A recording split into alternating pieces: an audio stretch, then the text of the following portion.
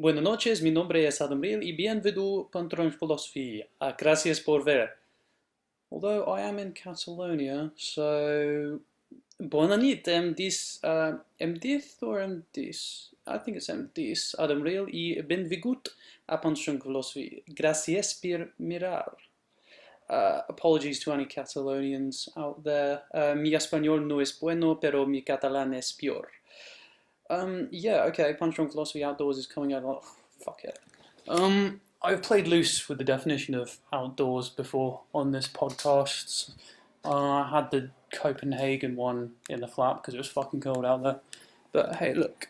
Alright, this is the outdoors. Don't know if you can actually see anything, it's dark. But, okay. The podcast's gone technically outside of Barcelona window, so this was an outdoor podcast. Excellent, excellent. But yeah, I am in Barcelona. Oh, sorry, it's late. I haven't been getting much sleep, and it's very fucking hot here. But yeah, I am in Barcelona, in Spain or Catalonia after October 1st because they have their big independence referendum. I'm not really going to weigh in on that because I don't know the specifics, and a lot of people seem really aggro about it. I mean, they have a long nationalist history. I mean, I was at the Barcelona Stadium, Camp Nou, earlier. Very important in relation to that and preserving Catalonian culture during the times of Franco and when all those kind of like nationalist sentiments were really oppressed. But yeah, Camp Nou, definitely worth checking out. It's a very interesting stadium. Barcelona, one of the greatest football teams, arguably the greatest football club in the world. A long, very interesting history, a long, very interesting take on democracy when it comes to clubs and club members having a say in big decisions. And yeah, it's a very, very interesting, very iconic place. The pitch was not ready at the moment; it was just all browned out, a few tractors going on. It would have been really cool to see all the grass laid out, and even cooler to go there on a match day. But yeah, it didn't pan out. Maybe I'll come back for an El Clasico one time, and I really want to get into the Liga now.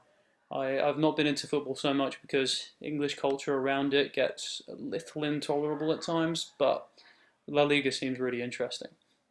But other places in Barcelona are really essential to check out. I checked out Sagrada Familia.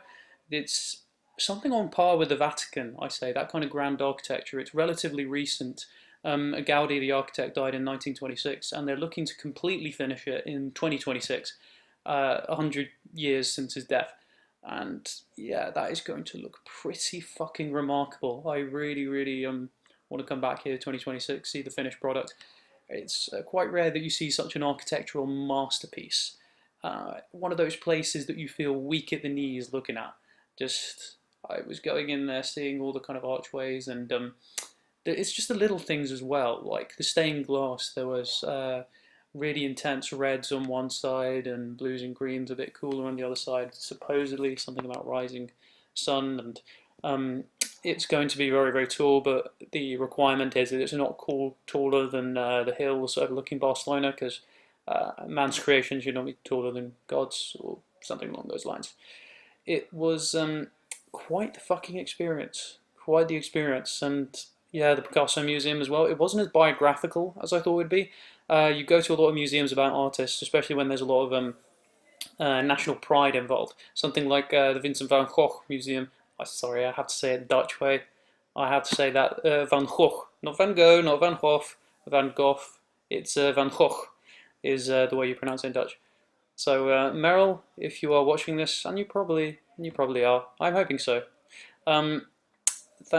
Congratulate me on my brilliant Dutch pronunciation. Anyway, the Van Gogh Museum is very biographical, focuses on the artist's motivations and how that affects his work, and it was chronological, this exhibition, but it did not really delve into that much of Picasso's personal history, his personal circumstances, especially around the Civil War, because obviously he left and he was in France during the Civil War, and I can imagine that played a lot of influence on his work, and it is relevant in terms of the biography of the artist, and his numerous love affairs didn't really come into it. The audio guide we had was very technically focused. I mean, it was talking about his like chromatic range and stuff, and but yeah, the people I was with, most of them liked that up to the point that it got to the surrealism. A lot of people didn't really get the surrealism. I thought that surrealist paintings would have more of a massive influence than his earlier works that are more traditional. They're very, very good. Like, technically, you can see that he is an exceptional artist. Like, what was the... Is it Science and Charity? Science and Charity, yeah. The lighting in that and the figures and the way they portray them. A technical artist beyond measure. Like, incredible, incredible stuff. And he applies that to... There's one painting, I think it's called The Pianist, in the surrealist end of the exhibition. But I just found so fucking funny because it's so bizarre in the character and everything's a bit messed off. Like his hands don't touch the keys at all. He's not even sitting on the seat. The dog's eyes are all skewed. The things Picasso does with just inverting your perception and allowing your brain to do those little weird exercises until you recognize these figures as characters and you establish a scene, and it's so funny to just imagine them in their own little world and doing their own little things and having their own little stories, being these bizarre, obscure, grotesque monsters with eyes on the wrong side. I'm not sure if that's the most accurate way to interpret a work of Picasso, but that's how it sat with me. That is how it sat with me. One thing here I was really surprised about is how tolerant there are of just beer sellers. Like, there's lots of people just selling beer in the street, like €1, €1, and it's like, they take business away from the clubs, I guess. But hey, they're very, very well tolerated. I've seen very, very few police here. It seems a pretty relaxed city. And before I came here, I heard a lot of horror stories about British tourists and how, oh, they cause havoc in Barcelona. Well, the fact that they still have glass in the clubs and pubs here rather than plastics, it shows that it's not that bad. Because I don't think I've ever seen a club in England that allow actual glass in the club, because British people will smash it over each other's heads. That's just how it works. But evidently they're not doing that in Barcelona, so their English tourist problem is not as bad as it's sometimes made out to be. But yeah, it's been wonderful. A lovely, nice sunny day. I'm still on the whole sober thing. I even took a hint of a joint, and my lungs, for the first time in a very, very long time, just responded like, "Yeah, no, we don't like that." And it's like, oh shit, I've got healthy lungs now. They don't like this. So I guess that move is permanent now. But sober Adam. But yeah, it's been nice. It's been very, very nice. I love this place. I really do. Coming back to Madrid in August, and it'll be fantastic. But okay, let's talk about some of the other stuff that's gone on generally, rather than just my travels. There's UFC news. I've UFC event, a WWE event. Okay, let's first go into the UFC news. Gegard Mousasi signs with Bellator. Shit. This was somewhat predictable, actually. He was very, very unsatisfied after his last fight, after the one with Chris Weidman. His contract expires. He was testing free agency. Although Dana White did say, yeah, we'll do a deal, we'll do a deal. He was very keen to do a deal with Gegard Mousasi, but I guess the fact that Reebok deal is in place and his earning potential is capped by not having sponsors, yeah. Well, I feel bad for the UFC middleweight division. It's a great, great loss. Mousasi could be champ, but I feel really good for him. He's a great guy, deserves to get paid, deserves to show what he's worth. So yeah, I'm really impressed by him. I've been predicting, probably a bit too preemptively, this kind of concept on podcasts for a while with Max and Sony. We were all talking, and Ben as well, we were talking about this Bellator exodus that would happen under the Reebok deal. It doesn't seem to have happened as much as we predicted, but it's definitely happening. It's definitely happening. This is the hardest hitting loss, I think, so far. This is worse than Rory McDonald, worse than Ryan Bader, worse than Phil Davis, worse than Ben Henderson. Losing Gegard Mousasi is actually pretty serious, because you don't get the rematch with Weidman as well. He's been taken off as a contender, like a bit butted down as a contender, and yeah, that's going to affect him, especially if Weidman makes a run and comes back as champ, which I don't think is very likely. But anyway, speaking of the UFC middleweight division, Yoel Romero lost. Yoel Romero lost. I sorry, I'm not really being unbiased here, but I don't like Yoel Romero. I've never liked Yoel Romero. I think he's a bit clumsy. I'm really suspicious about his physique at age 40, and he's just done things that make you think, dickhead. But Whittaker, on the other hand, seems like a perfectly nice guy. Seems like a wonderful dude. A very, very hard fought, well-deserved win, in my opinion. Especially in the later rounds, he was picking it up. Probably not as devastating with the strikes as he could have been. Maybe. As in, this doesn't make me fear for Bisping. Like, if Yoel Romero won with a domination, like, doesn't this show Bisping would have beaten Yoel Romero?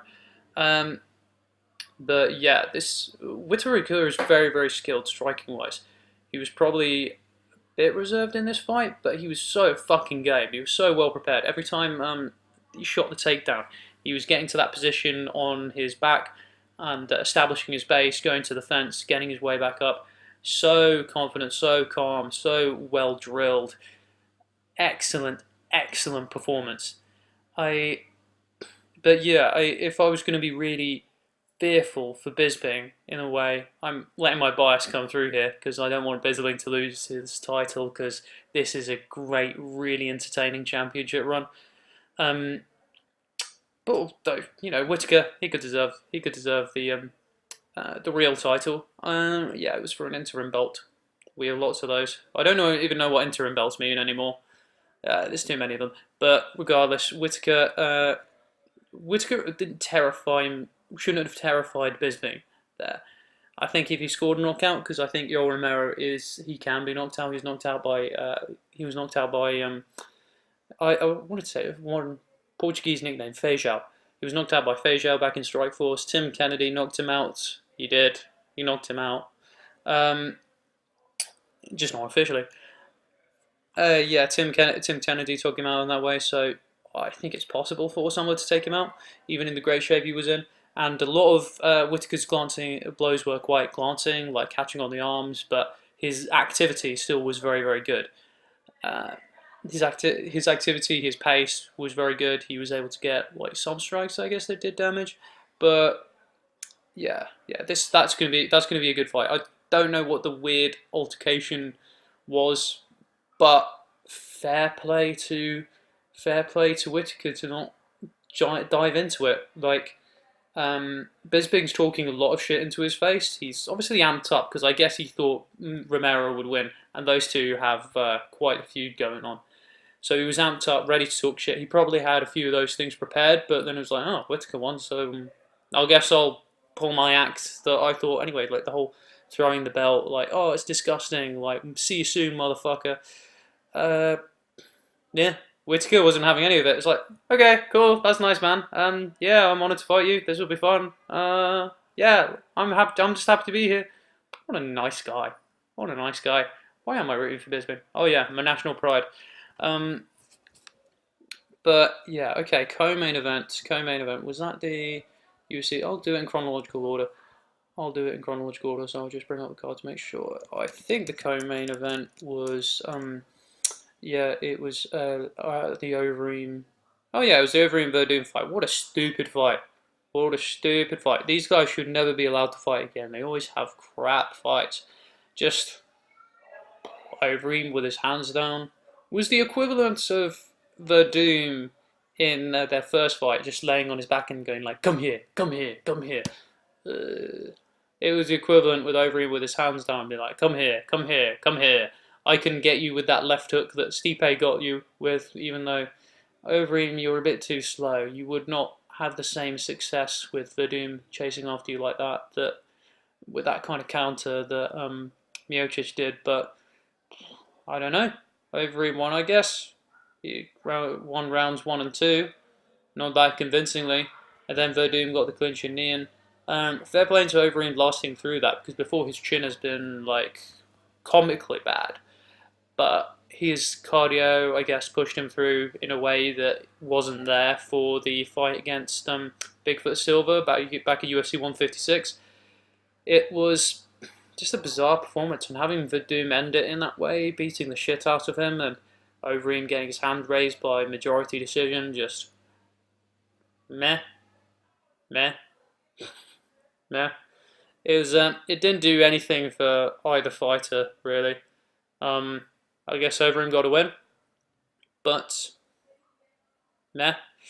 Curtis Blades versus Daniel Omielanchuk. Omielanchuk is consistently boring as fuck.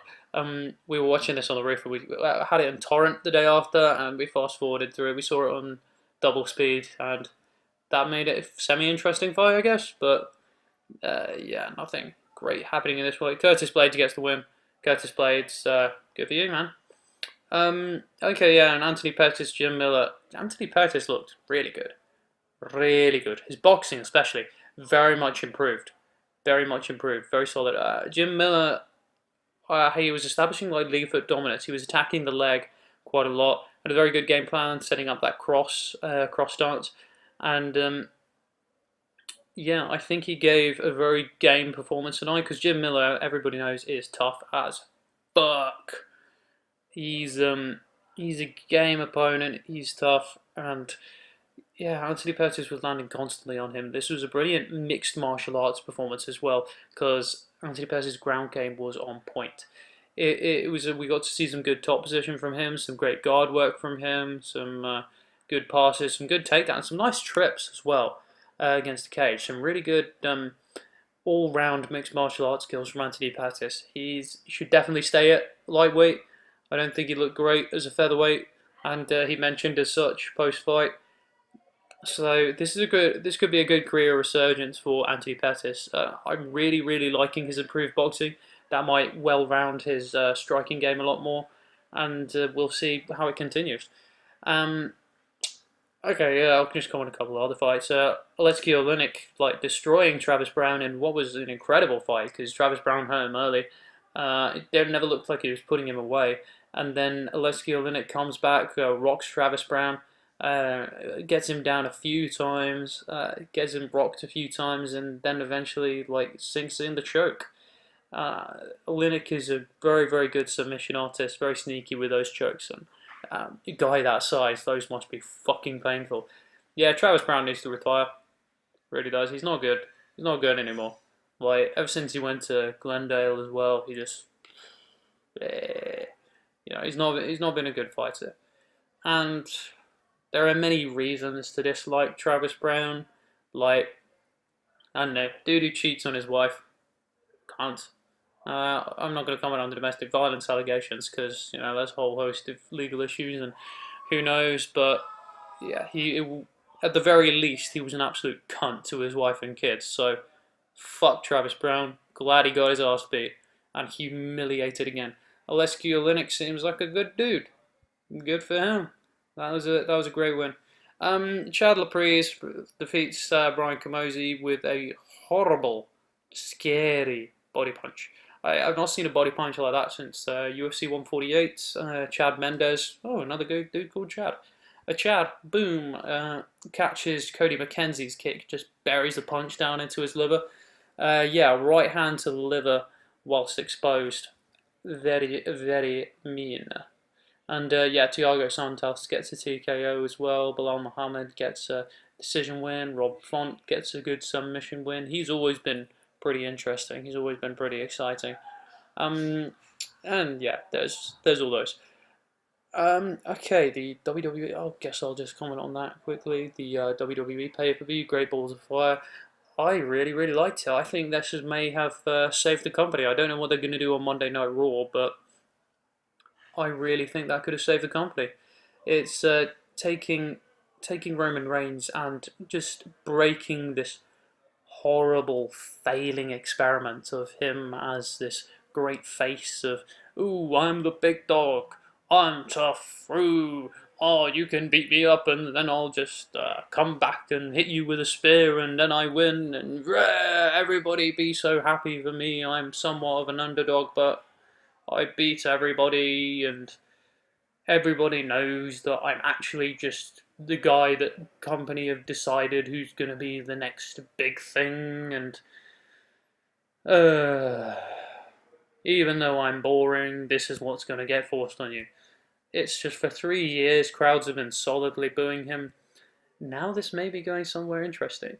If they pull the trigger and do a full-on double turn, like WrestleMania 13, because this had airings of it, of like the face that people have been getting a bit iffy with, just getting angry and hit it and just like wailing on the fighter, wailing on the opponent after the match, and just doing and being really unsportsmanlike in their conduct, and just snapping and shooting a fuse, and then the one who entered as a heel walking away on their own power and like, right, get out of my way. I don't need doctors to carry me off. That kind of toughness. This could be a full-on double turn. That would be interesting. That would be really interesting. I I hope that's what they're going for. And if they have something interesting angles like that, that would actually, yeah, this will save the company. Because if it was looking like, oh, he'll just get another win, Roman, oh, let's carry on, and then WrestleMania he'll beat Brock clean, and another WrestleMania main event with Roman winning, ooh, big dog, this is his yard. Do you love me now, WWE Universe? No, no one loves you, Roman. As a person, probably. Yeah. Seems like a perfectly nice guy, but as a character, nope. I mean, I don't think WWE understand that wins don't get people over. They don't. We know this is scripted. We want interesting characters that make the show worth watching. Then we're like, wow, this guy won. Aren't you impressed? And it's like, no, he was scripted to win. Like, that's something they've lost. It's some kind of old school booking where they say like, oh, you like it'll be really impressive. The guy will get beaten, then he'll come back and he'll win, and everybody will be so amazed with his toughness. I was like, well, no, because the guy isn't really hitting him, and it's scripted. Like, I don't care if he comes back and wins in one move. That's not gonna make me think, wow, okay, this Roman Reigns guy's really good. Oh, yeah, do you see? Okay, this cut out for some reason, so restart, and I'll add this on the end. I can't remember what I was talking about. Oh yeah, faces being booked in that way. It's shit, isn't it? But anyway, the match was fun. The finish was funny as fuck. Just that. That's a heel. That's a heel way of getting finished. Just like going for your finishing move and like oop, looking like a doofus and accidentally losing. That was so fucking funny. Actually, think of a double turn. It would be quite hard for making hard to make Braun Strowman a face, considering he beats the shit out of people unprovoked. Uh, like Kalisto was like, "Hi Kalisto, I know you're a nice guy that I just trashed you, but I'm a good guy now because I got nearly murdered in an ambulance." Right? Oh, I'm sorry for anybody who's watching this and didn't watch the pay-per-view. You have no idea what I'm talking about. It was an ambulance match between Roman Reigns and Braun Strowman, and the objective was to uh, throw your opponent in an ambulance and then drive away. And yeah, Roman got doofed into doing that. He was going to go for a spear and then went flying in as Braun moved out of the way. He crossed the ambulance, and then Roman got pissed off because he lost a match fair and square, and then beat the shit out of Braun Strowman, deliberately targeting his injured arm as well, by the way. Healy. And yeah, throws a innocent paramedic who was, for some reason, sitting in the front, didn't have any actual emergencies to go to. Yeah, throws him out, then drives off, and then attempts to murder Braun Strowman by just driving and smashing the ambulance into another car. It was, yeah, it's pretty fucking savage. Interesting stuff. We'll see how it develops on Raw. Yeah, the main event was very interesting. Brock Lesnar giving some suplexes. The Kikita Clutch. Kikita Clutch isn't as like, you know, it's the Kikita Clutch is basically a rear naked choke, but performed in a way where you can tell that the guy is actually breathing. If you know Jiu-Jitsu or MMA at all, I'm not a fan of so many MMA rules in wrestling, because anybody who knows actual Jiu-Jitsu will realise that that's not how you do it. That's not how you do it. Could be better. Get the hooks in, and not the weird way around the side that Samoa Joe sometimes does. But finishing him in just one F5 as well. That was surprising. That was surprising to me. Because they've built him up so well. This has been so well hyped. Maybe they didn't expect it to get this much hype, but yeah, it's Samoa Joe's finished with one F5. He looked very, very strong coming up to it. He put on a great, great match, but yeah, this was another opponent to feed to Brock Lesnar for something bigger down the line. I think this was the right move. Make Brock look strong, make him look tough, make Samoa look strong. But yeah, have Brock hold that belt until somebody else, hopefully not Roman Reigns, takes over. But yeah, you can probably hear outside. Barcelona gets really loud tonight. These people do not sleep early.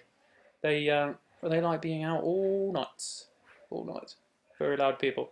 But oh, I don't know. It's probably tourists and parties, but yeah, yeah, everybody's out really late into the night.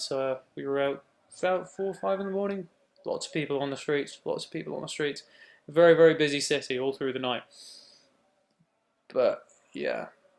Oh, okay. I should probably wrap this up now. Oh, comments on the shit in Hamburg. I've tried not to follow the news as much. I've been having a great time in Barcelona. Why would I want to hear about filthy commies and anarchists causing trouble at the G20 summit? Smashing shot. Hamburg police are shit. I probably should have been following the protocols of the G20 and what's been going on more. So about Trump's speech in Poland, that was quite cool. But yeah, ending this with something I'm not qualified to speak on currently because I've not read enough into it. As I started, because I did some bad Catalan and I kind of half-assed the debate around Catalonian independence. Basque independence as well, maybe. Hey, if Catalan gets their independence, Basque are probably going to want theirs as well. That's an interesting language. Basque is a very interesting language, just and culture as well. Very mysterious, just not linked to anything else. You can't trace its history and linkage and influence to anything else in Europe. Just this really interesting, unique little pocket of culture. I definitely want to go to Bilbao and check it out a bit more. Anyways, before I start nerding out more, I should wrap this up. All right, peace out, wonderful people. Have a great week.